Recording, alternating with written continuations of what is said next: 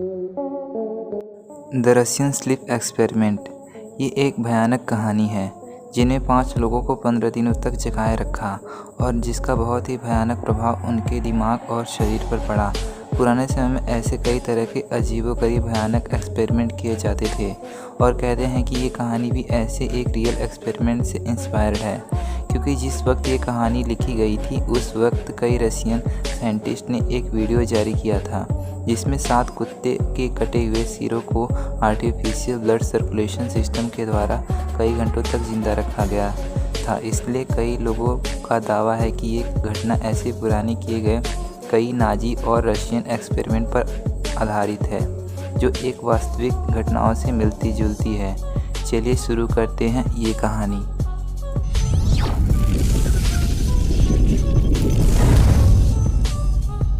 सन 1940। इस समय कुछ साइंटिस्ट ने एक एक्सपेरिमेंट कंडक्ट किया था।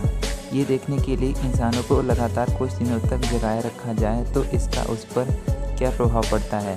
इस एक्सपेरिमेंट को अंजाम देने के लिए उन्होंने वर्ल्ड वार 2 के 5 कैदियों को चुना जो कि दुश्मन देश से थे और उनसे वादा किया कि अगर वो इस एक्सपेरिमेंट को पूरा करने में उनकी मदद करते हैं और 30 दिनों तक लगातार जागते हैं तो उन्हें आज़ाद कर दिया जाएगा।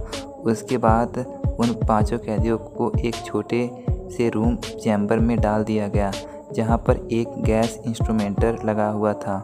गैस रिलीज हो रही थी। वो गैस उन लोगों को जगाए रखने के लिए थी। फिर उन कैदियों को कमरे में लगे पोर्ट हॉल और माइक्रोफोन की मदद से मॉनिटर किया जाने लगा। उनके साथ में इतना खाना रख दिया गया था कि जो 1 महीनों के लिए काफ़ी था। साथ में कुछ किताबें, पानी, टॉयलेट, एक बेड की फैसिलिटी भी दे दी गई थी। शुरू के 5 दिन तक सब कुछ नॉर्मल था और कुछ भी असामान्य भी नहीं हुआ। बस वो थोड़े इमोशनल होने लगे थे और अपने अंदर की बातें एक दूसरे से शेयर करने लगे थे। लेकिन 1 सप्ताह होते ही परिस्थिति असामान्य होने लगी थी। अब वो पैरानॉइड होने लगे थे। उन्होंने आपस में बात करना भी बंद कर दिया था और एक दूसरे को इस रूम में बंद होने के लिए ब्लेम करने लगे थे। वो लोग एक दूसरे की तरफ पीट करके बैठने लगे थे, यानी कि एक दूसरे के अपोजिट बैठने लगे थे। वो लोग एक दूसरे का चेहरा भी नहीं देखना चाहते थे। कुछ समय बाद वो खुद से ही बातें करने लगे। बाहर मॉनिटर करने वाले साइंटिस्ट को फुसफुसाने और बड़बड़ाने की आवाज़ें सुनाई देने लगी। 9 दिन बीत चुके थे। अब एक कैदी ने ज़ोर ज़ोर से चीखना शुरू कर दिया और पूरे चैम्बर में पूरे पागल की तरह चीखना, रोता और इधर उधर तोड़ने लगा। वो इस कदर चीखा उसकी आवाज़ें ही चली गईं। बाकी के 4 कैदी उसे आश्चर्य से देखते रहे। ऐसा लगा मानो उस पर कोई असर ही नहीं हो रहा हो। लेकिन उनमें से 2 कैदी भी अजीब तरह से बिहेव करने लगे थे। वो शील्ड में रखे किताबों को फाड़ने लगे, उनकी कागज़ों पर गंदगी लेकर पूरे रूम पर कांच के बने पोर्ट पर चिपकाने लगे थे। 14वें दिन तक साइंटिस्ट ने उन पर नज़र रखना बंद कर दिया था कि 5 कैदी अब बेहोश हो गए होंगे। 15वें दिन ने उसी रात उन्होंने चैम्बर के अंदर जाकर वहां के हालात जानने का तय किया।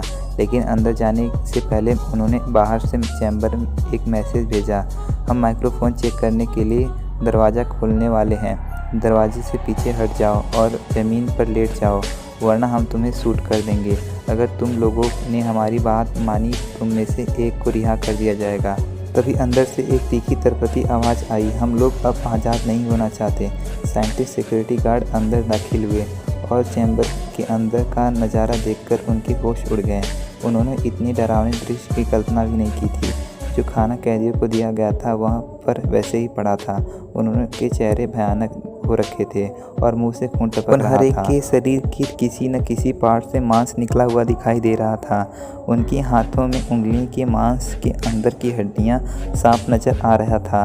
उनके शरीर के ये घाव साफ साफ दिखा रहे थे कि उनका ये हाल किसी और ने नहीं बल्कि खुद ने किया होगा। और दांतों से नहीं बल्कि अपने हाथों से वो खुद का ही शरीर नोच कर खा रहे थे। उनमें से कुछ के शरीर का मांस इतना निकल चुका था कि उनके रिब केज और अंदर के इंटरनल ऑर्गन्स क्लियरली दिख रहे थे। उनके इंटरनल ऑर्गन्स अभी भी काम कर रहे थे। वो लोग अभी भी बिल्कुल शांत थे। लेकिन जैसे ही एक साइंटिस्ट ने चैम्बर में रिब केज को टर्न ऑफ कर दिया, वो लोग बौखला गए।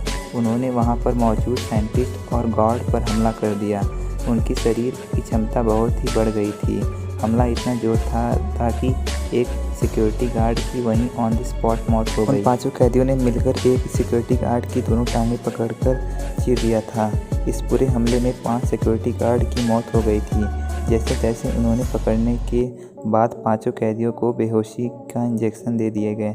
उनको इतना डोज दिया गया था कि 3 लोग आसानी से बेहोश हो सकते थे। लेकिन आश्चर्य की बात यह थी कि उन पर इस सब का कोई असर नहीं पड़ रहा था। उनका शरीर अब किसी तरह का ड्रग्स एक्सेप्ट नहीं कर रहा था। 2 हमलावर कैदी की हालत बहुत ख़राब हो गई थी और बचने की कोई उम्मीद नहीं थी। बाकी तीनों कैदियों जिन्होंने अपना आधा शरीर नोच कर खा लिया था, उनके हाथ पैर बांध कर उनकी सर्जरी के लिए ले जाया गया। इसके दौरान तीनों ने कैंस्टिक और पेन किलर लेने से मना कर दिया। वो तीनों जागते हुए अपनी सर्जरी करवाना चाहते थे। ऑपरेशन शुरू हुआ। शरीर का ज़्यादा खून बहने की वजह से एक कैदी की मौत सर्जरी के दौरान ही हो गई।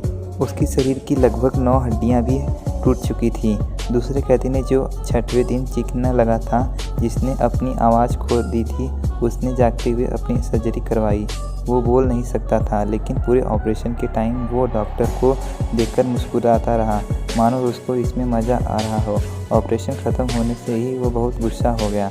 उसने पास में रखे एक पेन से पेपर पर लिखा, काटते रहो, मज़ा आ रहा है। जो तीसरा कैदी था वो लगातार बड़बड़ा रहा था कि मुझे जागते रहना है।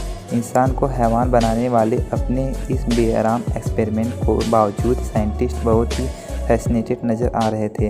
अपने सब्जेक्ट के लिए बिहेवियर की वजह से वो काफ़ी एक्साइटेड थे और उन्होंने बचे हुए दोनों कैदियों को फिर से उस चैम्बर में भेजने का फैसला किया।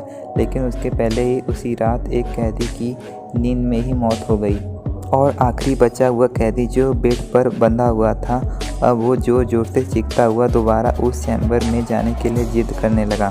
उसकी पकड़ अब ढीली हो गई। उसने पूरी ताकत से पूरी रस्सियों को तोड़ डाली और एक सिक्योरिटी गार्ड की गन छीनकर एक साइंटिस्ट के सिर पर गोली मार दी। उसके शरीर की क्षमता अब आम इंसान से कई गुना ज़्यादा हो चुकी थी। एक साइंटिस्ट जो अभी भी छुपा हुआ था, वो पिस्टल कैदी के ऊपर पॉइंट करते हुए चिल्लाया, आखिर तुम क्या हो? कैदी ने जवाब दिया, तुम भूल गए मुझमें और तुम में एक ही हैवानियत है और पागल जो तुम्हारे अंदर है, जिसे न चाहते हुए पर भी तुम उसे पीछा छुड़ाना चाहते हो और रहम की भीख मांगते हो।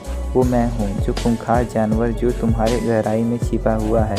मैं वो खौफ हूँ जो हर रात तुम्हारे बेड के नीचे छिपा रहता हूँ, जिसके सामने खड़े रहने का डर बचपन से है। तुम उस पैरालाइज स्थिति में पहुँच जाते हो जहाँ पर तुम अपनी तकलीफ़ किसी को भी नहीं बता सकते। वो नरक मैं हूँ। ये सब सुनकर साइंटिस्ट के पसीने छूट गए। वो पीछे हटा और उसने गोली चला दी। वो कैदी ज़मीन पर गिरा और उसने आखिरी शब्द थे, मैं आज़ाद हूँ। सो ये थी रचना एक्सपेरिमेंट की वो घटनाएं जो असल इवेंट पर आधारित थे। ये एक कार्बन लीजेंड था, लेकिन इसकी संभावनाएं पूरी हैं। ये उन पुराने बेरहम एक्सपेरिमेंट पर आधारित है जो समय काल में इन साइंटिस्टों ने की थे और जिससे कई लोग इन प्रयोग के भेंट चढ़ चुके थे।